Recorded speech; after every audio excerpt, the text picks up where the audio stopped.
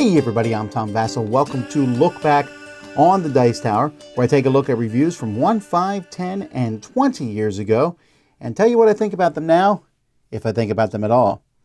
20 years ago, I was really starting to get into the groove of reviewing. There's a lot of different games, and I just started reviewing everything in my collection.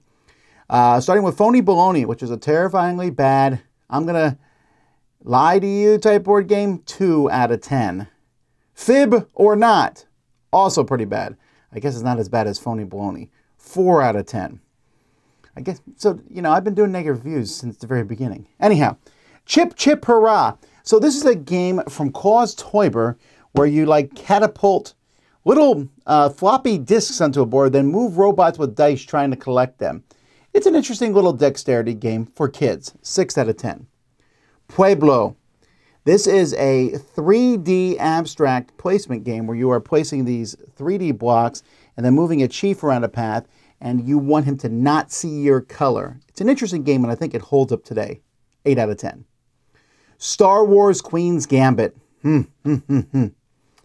Still a fantastically great game. I remember seeing stacks of them in Korea when I was buying this, and I wish I had bought a couple of copies of it because it's gone up in value so much. Now, playing the Star Wars Episode 1, the full movie, it's a beautiful game, a lot of fun, 8.5. Dragon's Gold, a game in which you have a minute to make a negotiation right now, right here, where we split this stuff. And if we can't decide who gets what, nobody gets anything. I love this concept, 8.5 out of 10. Lost Cities. So I originally gave this a 10. 20 years ago, this was my most played game by a mile with my wife. I've cooled on it slightly. 8.5 is still pretty high. It is just a fantastically terrific back and forth two-player game. And, Weedle. Didn't mention this one earlier. A little stock market game that from Reiner Knizia that I'm just not that interested in nowadays. It's a fast-paced game, maybe too many rules, just play Pit instead. All right, 10 years ago, I reviewed World War Z, the game. What a weird game here, folks, because this one, it's a cooperative, not very good game. But they have the license to World War Z, but they don't have the license to any of the actors. So none of the actors from the movie are in this. It's not based on the book either. It's based on the movie, barely. 5 out of 10. Ark and Noah. This one's almost there. Semi-co-op game, sort of. Trying to get all the animals. The theme's weird. Let's see who can get the most animals on the Ark. It's okay. 6.5. Ugtect. Now, I don't want to play this game all the time, but this whole idea of giving your team clues and hitting them on the head when they get it wrong with a little air-filled mallet, a club. It's silly. It's more fun to watch than to play, but it's fine. Some people love it. I think it's good. 7 out of 10. Titanium Wars. This one I'm giving a 7 to, but I wonder if I would like it as much now. This is from Yellow, and I know they had big plans for this game, multiple expansions, and that just never panned out. Building, a little army and fighting each other like almost a Euro war game. 7 out of 10. Get Bit. Now this one's dropped a little bit for me, but I still think it's a fantastic filler about a bunch of people swimming in a circle, and you're all playing cards at the same time. 10 years of fun this game has given me. It's really neat. 8 out of 10. Star Trek Attack Wing. I don't think it's as good as X-Wing, but this is definitely based on X-Wing. I know this because they licensed the X-Wing movement thing from them. It says that on their thing. And they also made Dungeons & Dragons later on, which I liked better. But Star Trek, if you just wanted to move the ships around and shoot at each other, it's a good game. 8 out of 10. Duel of Ages 2. 10 years old now. 8.5. Duel of Ages 2 has so many problems. The game got more complex from Duel of Ages 1. It's messy to teach. There's a lot of different little rules. And yet, I still love the theme. I still like the game a lot. 8.5. And then Innovation.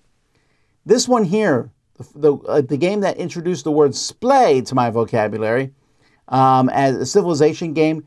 I gave it an 8 initially, but I found more and more playing with 2 players, especially with an expansion or 2, really increases the game. 8.5. All right, 5 years ago, Who Goes There? Man, I really want to like this game based on The Thing, or based on the short story that the Thing movie was based on. Amazing production. Lots of cool ideas in the game. It just did not work to completion for me. 5 out of 10. Legendary Creatures. Another beautiful game from Pencil First Games. This one's almost there. It's good, but again, maybe a little bit too much going on.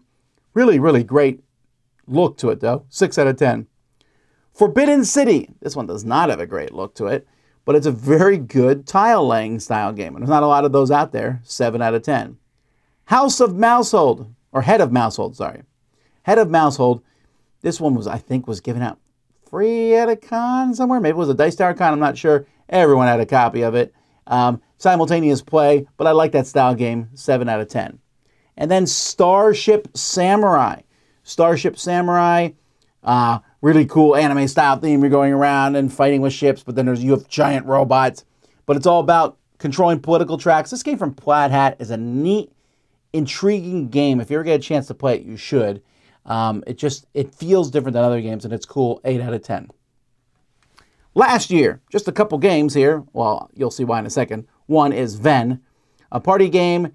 I like the idea of it, putting cards out in Venn diagrams, but the word selection could have been better. That's the biggest problem with this game. 6 out of 10. And then I spent the rest of this week talking about all the new stuff for X-Men United. I took a look at all the expansions, gave it a 9, but X-Men United is a 9.5, almost a 10 for me. I love Marvel United so much. And I took a look at the expansions. I ranked all the characters. Oh, this was such a fantastic game. Certainly one of my favorites. So, anyhow, that's what I reviewed 1, 5, 10, and 20 years ago. I'm Tom Vasel, and this has been Look Back on the Dice Tower.